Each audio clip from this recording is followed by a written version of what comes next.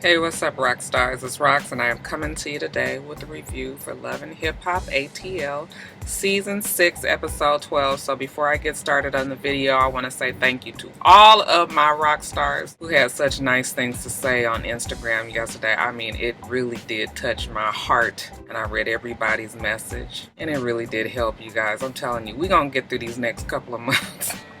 I don't even feel like myself. You know, I know you guys are tired of hearing me talk about Joe leaving, but it really is doing a number on me.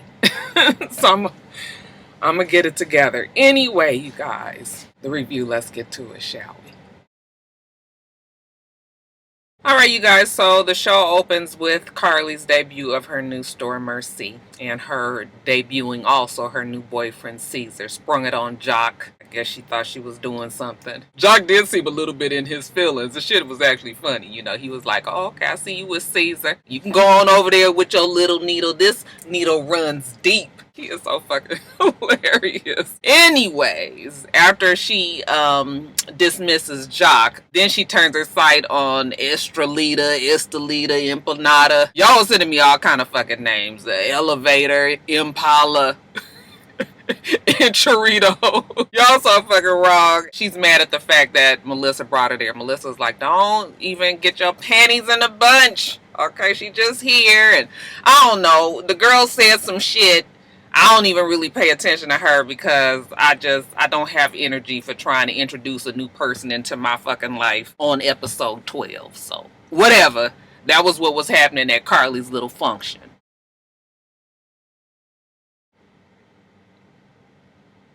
Let's get to the frost facts, right? Okay, well, Rashida say that, you know what? She got so much shit on her plate, she can't even think about Jamaica right now, okay? The fact that Jocelyn went on to The Real and announced her whole life on the damn TV as if we haven't been watching your fucking life for the last fucking 6 years. What's she talking about? Just as stupid as can be. She say the blogs is all over her and D-Lo relationships. So, yeah, she can't worry about it right now. She just got to work.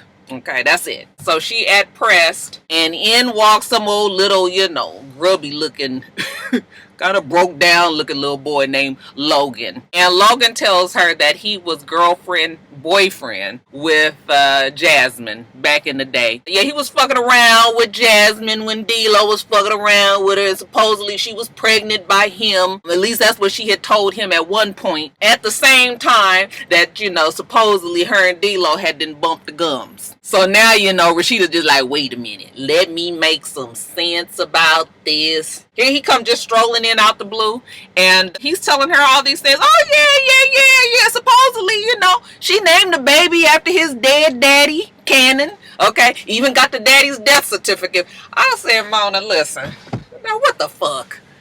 You really got this boy out here with this fucking death certificate? Boy, y'all don't leave no stone unturned, do you? That nigga pulled out his shit, you know, he said, yeah, this me and old girl right here, yeah, this is when we was together back in the day. See right there, you know, that was actually my son in his prom day. But anyway, you know, yeah, we was together back in the day, and yeah, that was my boo. And then all of a sudden, you know, she told me she had an abortion, but then she turned up with this baby, and just the baby so happened to be named after my daddy. So I'm just saying that that's probably my baby and not D-Lo baby. Now, we still ain't getting to the point of the fact that D-Lo has admitted that he fucked the old girl, whether or not she got pregnant or not. Okay, we can't be worried about the little trivial things right now. He tells her, listen, I'll take a blood test. I'll take a DNA test. Okay, I don't want the damn baby. I hope the little nigga ain't mine, but if it is mine, I will step up to the plate. Okay, take some worries off your shoulder. So he was like, well, look at this. Okay, I can't get the nigga that I've been with for 20 years to take no damn DNA test, but here come this other one just walk in the door and now he want to take a test. Ain't this something? Why don't you open the eyes to what folks is willing to do for you, Rashida? You got D-Lo, that nigga can't be bothered. I'm trying, I tell you, I was looking at that whole scene like this. Now, speaking of Jamaica, Mimi and Carly already there. The other girls don't get here until tomorrow, but I came early with Carly so I can get all the son that I can get. They hook up with local artist Spice. Okay, Spice got her blue hair and everything. I was like, Spice, why it ain't red? Anyway, Carly sees Spice pick her up from the airport, and she act like she ain't seen her in so long. This her ace boon coon. I said, bitch, you just meeting her for the first time. That's all that fucking screaming. I tell you niggas, you can't take them nowhere. They jump in the damn truck, the van, and boy, the turn up is on already. Okay, Carly excited on the floor twerking. Mimi is all for it too. I'm not thinking about Stevie, baby mama number 5, her BFF Melissa. Carly's probably not gonna be thinking about Jock. Tammy probably won't be thinking about Waka. Dime is probably going to be thinking about her boo, but guess what? She'll be all right. Damn it, let's get this party going. Everybody is happy that they in Jamaica. Then we get the commercial. I guess Mona was like, bitch, these bills don't pay itself. If you hoes want to go some damn where for free, then we got to do this full, We are at the scenic resort in Jamaica, and they do a pan over the whole thing. I said, yeah, they going to make some money one way or the other, child. Mona, bitch, I see you. Carly also tells us that they're there early because she wants Melissa and Mimi to try to fix their problem before the rest of the girls get there and they fuck everybody else's trip up. Tammy is going to Jamaica. Yeah, she's the one that said that that's what was happening, right? But first she lets us know that she's letting Waka move back in. I said, Waka ain't got a fucking house. Why you ain't moving to his shit? Isn't your shit smaller? But she got to show that she's independent. So, Waka bring his one basket of clothes in, and we got to go through the painstaking scene of her talking about her, she been hanging out in the studio with rappers. He was like, girl, don't get your ass killed up in here. Stop playing. She said, no, really, I've been working with Rico Love, and we gonna put out an album, an EP. Okay, then we hear some terribly voice, they got the voice box on it. What's the thing called, y'all? Y'all know what I'm talking about. I wasn't really sure why her song was so heavily edited. What is the fucking sound that I'm talking about? Y'all know what I'm talking about, though. I can't think of it, y'all. This old brain, child. Keep on living. Why did it sound like... I hate when people do that, because I actually heard her without that, and she actually has a pretty good voice. It's the same old mew mew pew pew bullshit that these new girls are singing today. Okay, so I didn't feel like it needed to have that, so I wasn't sure if they was doing that for the show. I was trying to figure it out, but anyway, Waka say he loved it, even though she didn't tell him she was doing it. He's all for it. She said that this make her feel good. This make her feel independent. This is what she needed to get herself back. Whatever you got to do to feel good about yourself. I can't be mad about that. So, yeah, now Tammy can leave, go on to a Jamaica, tell Waka to stay his ass at home. She not gonna get her groove back. Tammy wouldn't fuck around on Waka if a dick walked right up in front of her and sat down and offered his damn services. So Waka, baby, you ain't got to worry about nothing. Again, another bit of frost facts. Rashida say her life is getting crazier and crazier. Where the fuck is D-Lo? Nigga ain't been around and you got the poor child out there just waddling around in the fucking water, flapping and drowning on her own. Anyway, she say, Jamaica still, she can't think about it. She needs just some homegirl, her homegirl love, the one that she could talk to, know that got her back and everything. So, child, here she come with Candy. I said, child, they done pulled Candy into the bullshit. Candy will take your ass back to Bravo. Okay, but listen, they said down, Candy looked good too, didn't she? I said, girl, you got that straight, it looked nice on her. Anyway, Rashida tell her about, supposedly young Logan walking into her store and telling her all about he might be Jasmine's baby daddy. Well, why you haven't talked to her? It don't even feel right that I'm doing Candy in a Love and Hip Hop video. Rashida said, I don't want to talk to that bitch because I can't believe nothing that come out her mouth. So you would rather just sit around and listen to the fucking blogs and have people come by your damn store and people talk about on the TV shows and all the he say, she say on the fucking show instead of sitting down with the bitch and D-Lo and we could take old Thin Ravine in there if we want to and get the shit handled right away. Okay, that makes a whole lot of sense. Well, why ain't D-Lo took the DNA test? Well, because D-Lo has refused. See, that's what irked me. Because we could have did this a long time ago. Candy girl, we trying to figure this shit out, too. So what we gonna do now? You gonna get a divorce, You want you go out and date Okay, see what it feels like to be single again, seeing as if your man been out there fucking everybody for the last 4-5 seasons, let you tell it. Rashida say, that is the furthest thing from her mind. She is not thinking about nothing like that. Then she try to wax poetical on it. You know, sometimes things get you knocked back in life to... I said, girl, spare me the deep. Spare me the deep. Because none of this shit makes sense. And I'm mad that you guys is forcing this shit on us. Look like it's going to be 2 fucking seasons worth of this mess. She says that the girls is going to Jamaica. Candy says, why don't you go on and go? You should go. Make yourself feel good for once. So I guess now Rashida has decided to go as well. Meanwhile, back in Jamaica, we see Mimi and Carly. It's nighttime. They going to dinner. Again, they got their flowy dresses on and everything. They're about to sit down and have a good time. Like I said, Mimi don't know that Melissa gonna be there, even though she notices that there's a third chair there. But, you know, they just kind of glaze over that. Don't worry about it, girl. Come on, sit down and eat, okay? What's been going on in your life? Well, Carly tells her that, bitch, you wasn't even at my opening, girl. I know, but what happened? Well, I had my new man come try to make my old man jealous. I was mad that Melissa bought empanada, enchilada, enchilada, okay, Esmeralda, Estrelita, Estelita, what the fuck her name is. And Mimi don't see the problem there. As a matter of fact, Mimi is gloating. I'm so glad that Stevie met a fiery woman with some backbone, because you couldn't be that one. Maybe Stevie found himself a replacement for baby mama number 5. Carly said, yeah, I ain't really feeling the bitch, okay? Mouth is slick. That's a lot for somebody like a Carly to say.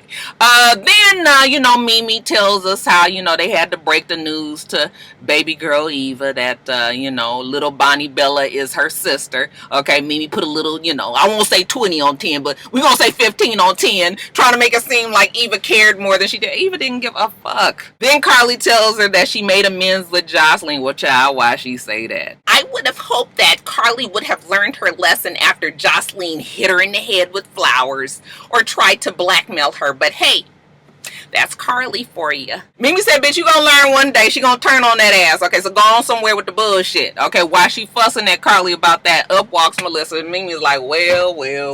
I bitch thought she was coming to Jamaica to have a good time. I got to deal with this mess. All right, I like Melissa. She is very rational. She's very cool. She's actually very charming. And I just like the fact that she's always level-headed. So she sit down and Mimi cutting eyes at Carly and mad. And I say, oh, we about to get mad, Mimi. Bottom line is Mimi is mad that Melissa's friends with Jocelyn. Okay, and Melissa's just like, there's no disrespect towards you with me being friends with Jocelyn. We don't even talk about you. But Mimi don't care. You can recruit everybody else to be this bitch friend. Invite her to all her functions. She just mad, child, and Mimi can't get past it. It's really just silly.